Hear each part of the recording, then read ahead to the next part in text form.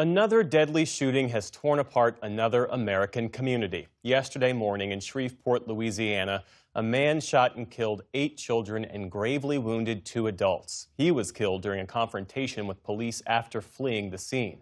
William Brangham has more. Jeff, police said the children ranged in age from 3 to 11 years old. The killer was reportedly the father to 7 of the 8 children that he killed. The 2 adult victims were the suspect's wife and another woman. This was the deadliest shooting in America in over 2 years, and it sent shockwaves throughout Shreveport. City officials today said the shooting underscores a broader problem.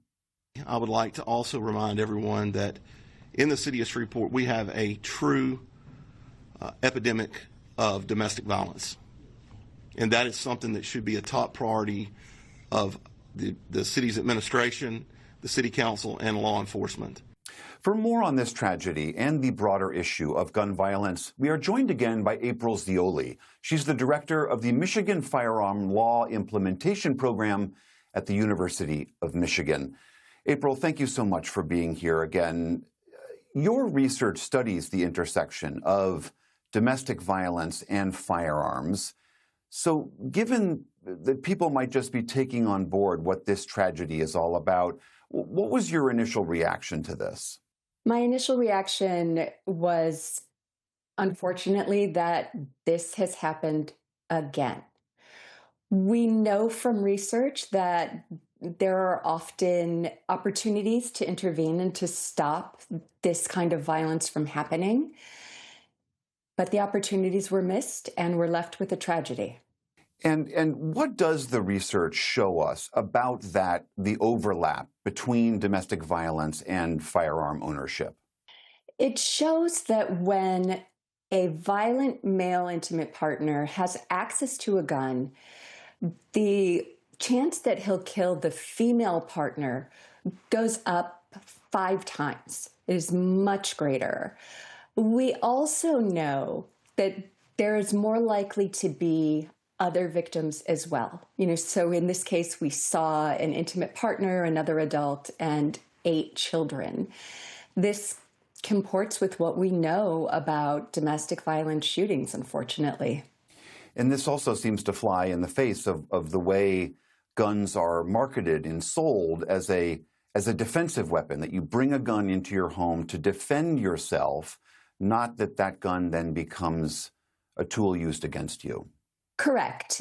The reason guns are pitched and sold as defensive weapons and people want them as defensive weapons are exactly the reasons that they are so deadly. Guns are incredibly lethal, and they're a range weapon, so you can injure somebody from far away. You can't do that with a knife. You can't do that with a blunt instrument.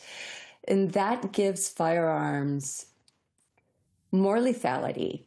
And if you're hit by a bullet, you're much more likely to die than if, say, you were stabbed. So in an already violent situation, firearms just make the problem worse. And you touched on this before, but when we think about children in America being shot, we tend to think of school shootings. How do the data on school shootings compare to violence in the home, shootings in the home? School shootings are tragedies, and we should do everything we can to prevent them. But if we're concerned about children dying, then we have to look at domestic violence and events that happen in the home, because kids are much safer at schools than they are in the home. When they're dying in mass shootings, these are domestic violence events. We heard public officials in Shreveport today repeatedly saying to the general public that if you see something, say something. They're basically saying if you know that someone is troubled and may have access to a gun, that they have to speak up. I mean, is that the message to people, that that's the best way to prevent this? Do we have other ways of intervening that are useful? Oh, there are many ways to intervene. In this particular case, it's been reported that the wife of the shooter was leaving. They were getting divorced. And just that one fact raises the risk of homicide and severe violence. Separation is the most deadly time when it comes to domestic violence. So this is a time for people to gather resources, for courts and domestic violence agencies to come into play and help somebody's safety plan. Safety plans can really help. Restraining orders can sometimes help.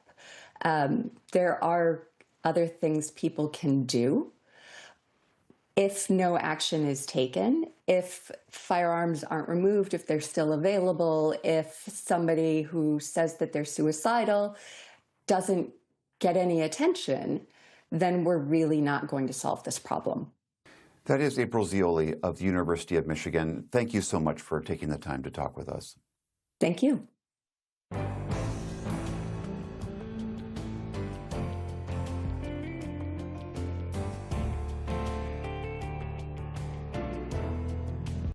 Support journalism you trust. Support PBS News. Donate now, or even better, start a monthly contribution today.